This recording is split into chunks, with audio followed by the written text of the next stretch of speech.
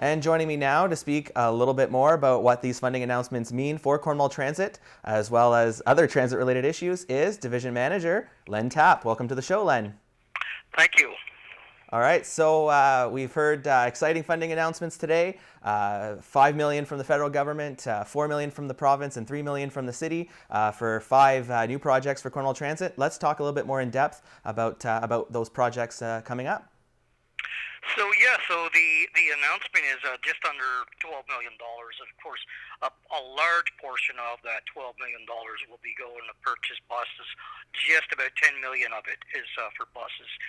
So that will include 12 conventional buses and 8 paratransit buses, and that's over an 8-year time frame. That's the biggest project that we have, and of course they'll be fully accessible with voice enunciation and all the nice features that we have on our buses now. Excellent. And one of the benefits of that, I believe it was said today that the average age of the fleet will go from 7 years to 5. It's actually a little higher than that, but yeah, we're getting it down to where it's going to be very manageable.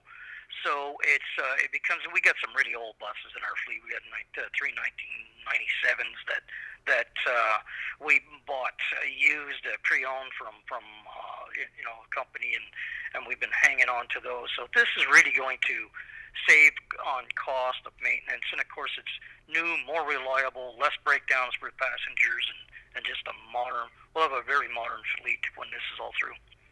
And I believe the fleet currently, as it stands, is around 25 buses. So when you add up the numbers of the new buses over the next 8 years, a good chunk of the fleet will be brand new. Absolutely. So and by the way, because we're about a year behind on this, and we're only going to get some buses in January, February, March, that sort of thing. So we've kind of added them up. What we did was we put it over years. So we're going to get 3 years supply of buses in 2021. So we're going to get 2019s, 2020s, and 2021s all together. So we're expecting in March to have 6 brand new conventional Nova buses and 3 brand new low floor paratransit buses for Handy Transit. So that's a big start on, and then after that it'll be 1 bus of each per year for the next, I believe it's 5 years. That's certainly exciting indeed. Another one of the projects deals with bus stops and bus shelters. I believe we're getting 10 new bus shelters, but 60 bus stops will become fully accessible. Yes. So again, this is over time. Where it's 4 or 5 years. This particular year, so every year we're going to get 2 brand new bus shelters. We're going to have some solar panels on them so that they can be lit up and that sort of thing. But the object here is to make the whole entire city accessible for persons with disabilities. So that's, including people who travel on the conventional bus in wheelchairs. And that's always, because we have low floor buses now, a lot of people don't realize that you can walk right in off the curb. But that's what happens. There's a ramp at the front door. There's wheelchair positions. And it's all nice to have an accessible bus, but if the person can't get to the bus stop because it's not accessible, then that's a real issue. So we've used this funding to in the end we're going to have 60 new stops that are connected to sidewalks and curbing and that sort of thing. We're going to have 10 new bus shelters, 2 per year. 1 per year is a replacement shelter because some of them are old, they're 40, 50 years old, and they are, although they're in good shape, we see that a need for some replacements. Good shape, they're safe, but they're going to need to be replaced. So that's a very exciting project. So that's going to bring us up when that's all done with in 5 years.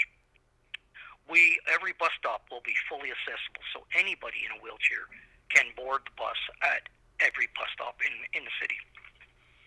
That's excellent. Now, some of the other projects, or one of the other projects, involves electronic fares, or electronic fare collector. So, why don't you tell me a little bit about that?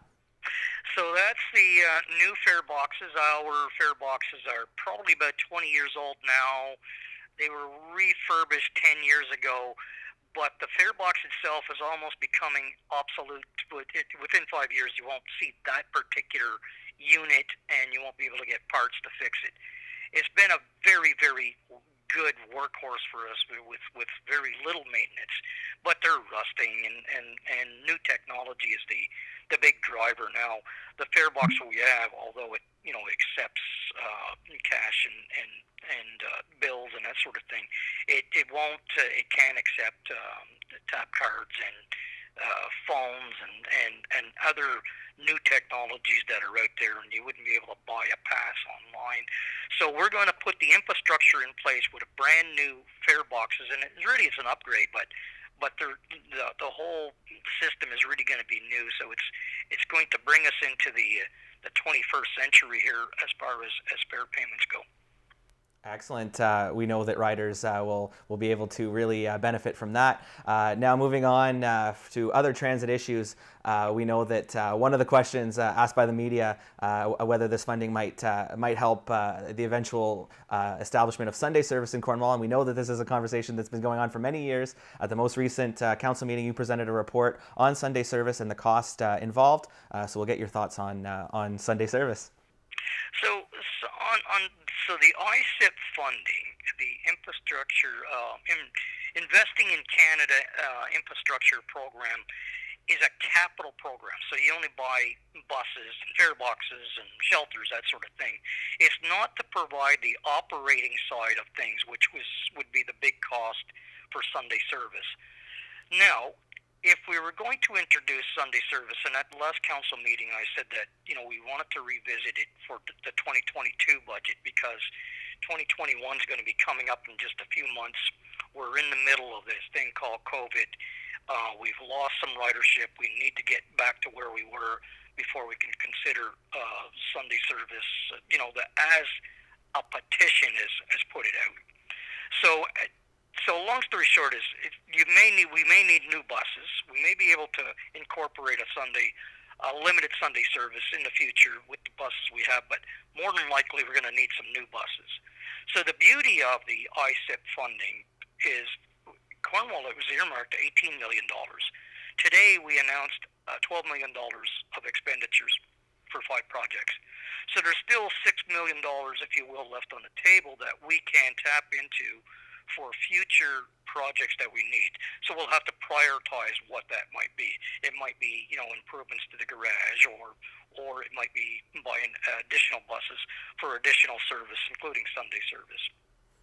And just finally, Len, we know that Cornwall Transit is entering the summer season. This is a unique year, but summer service has been established. So why don't you tell me what that means for riders? Well, we're calling it Sunday Pandemic Service. So we're still operating at approximately 75% of what we operated at last summer. It's always reduced a little bit, but it's reduced even more this summer. So our plan is to have July free for passengers. And what we're doing is putting driver enclosures on each and every bus, and we're getting pretty close to having them all done. So sometime in early July, that's going to happen. So July, we're going to have a free fare, and we're going to start boarding people by the front door again, because the drivers will have that protection and that separation, just as much the same as you see in any grocery store where you see the sneeze counters up there and that sort of thing. We're going to have the same type of thing. Well, we're going to offer a free service in July, because a lot of people who bought March passes didn't get to use them, and this will kind of alleviate or help out in that situation. August, what we want to do is try collecting fares and issuing transfers. Of course, the new fare boxes won't be in until the end of the year. So it'll get people used to paying a fare again, receiving transfers, boarding by the front door. So what we're going to do is charge $1 for every ride. There will be no bus passes and that sort of thing. We are going to make some exceptions where where it needs to be done. For instance, we were hearing about PSWs who travel quite a bit by bus to visit homes, and they use the bus more than twice a day, so it would be too costly. So we're going to try to round those people up, and we've been in contact with some of their organizations to possibly give them a free ride for August. I think that's the right thing to do. And then come September, we're going to be back to full service, full fares is the plan. May change because you never know. The province is doing really well, but if there's a downturn, then we gotta go with the flow on that one.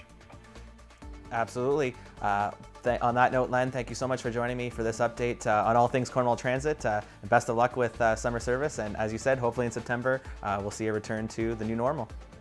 Thanks, Gabe. Always a pleasure. Take care. Bye-bye.